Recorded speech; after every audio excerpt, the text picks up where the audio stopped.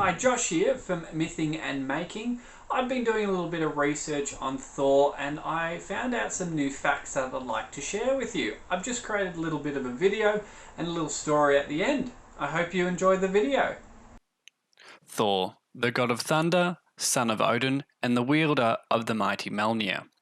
Most people know of Thor through the Marvel Universe, but here are some facts that you might not know about the god of thunder.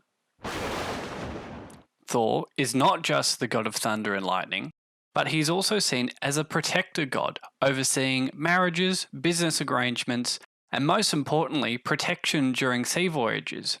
Thor is also said to have control over the rain and weather, and gaining a good crop yield and fertility. In times of famine and disease, his worshippers are said to make sacrifices in Thor's honour to appease him.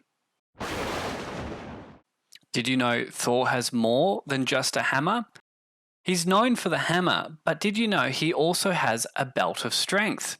This belt would be able to double Thor's already immense power, making him far more formidable on the battlefields of Asgard. Thor also possessed a set of iron gloves that were needed to wield the power that Mjölnir possessed. Thor's mum is not an Asgardian, or as they're called in Norse myth, an Aesir. She's actually a giantess, said to be the mistress of Odin and the personification of Earth. Fun fact, Thor's mum is thought to be far older than Odin and possibly originating from the Lithuanian god of thunder. I suppose that's where Thor got some of his powers from. We know Loki as the adopted brother of Thor, but this is actually not the case.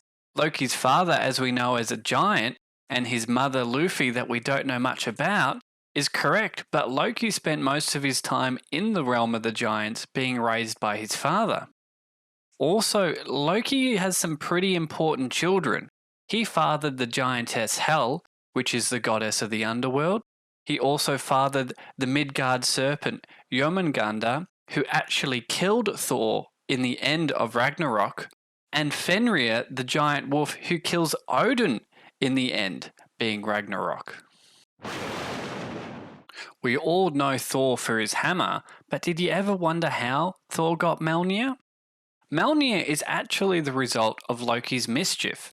Loki decided to cut Sif's hair, which was golden and unmatched in beauty. Sif was also the wife of Thor. When Thor learned of this, he caught Loki and was going to break every bone in his body. However, Loki, being the cunning and trickster god that he is, convinced Thor to let him go, but in return, he would go down and see the dwarves, that they would be able to fashion a new head of hair for Sif, and it would be more breathtaking than the original.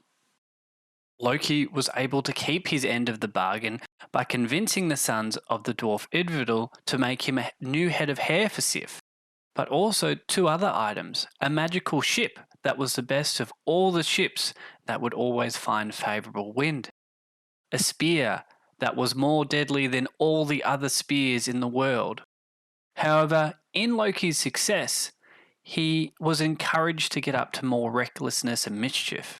While he was down in the dwarf cavern, he approached the two brothers Brock and Sindri and taunted them in challenging them that they could not ever equal the creations of the sons of Idvidal. Loki was so caught up in the fun that he bet his head on that the dwarves wouldn't be able to achieve this goal. As the brothers got to work, Loki realized that he could possibly be losing his head. Loki shapeshifted into a fly who stung Brock's eyelid. The blood caused by the stinging covered the dwarf's eyes and prevented him from seeing the work correctly. What he made was a hammer of unimaginable quality that would return to its owner after being thrown. However, because he could not see his work properly, the hammer had one flaw.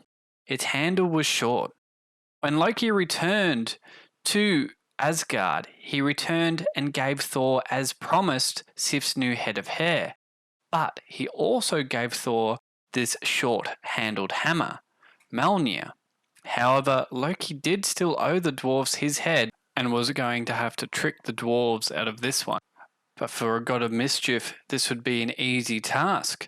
As the dwarves came to collect Loki's head, Loki told the dwarves that he did promise them their head, but not his neck, meaning that they could not have his head without severing his neck. However, the dwarves were not tricked by Loki so easily.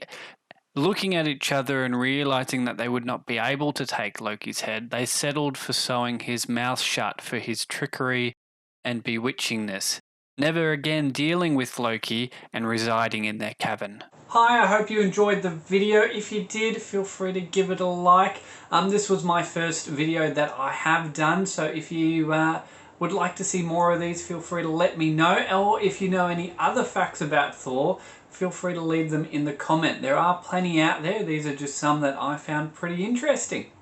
Talk to you next time.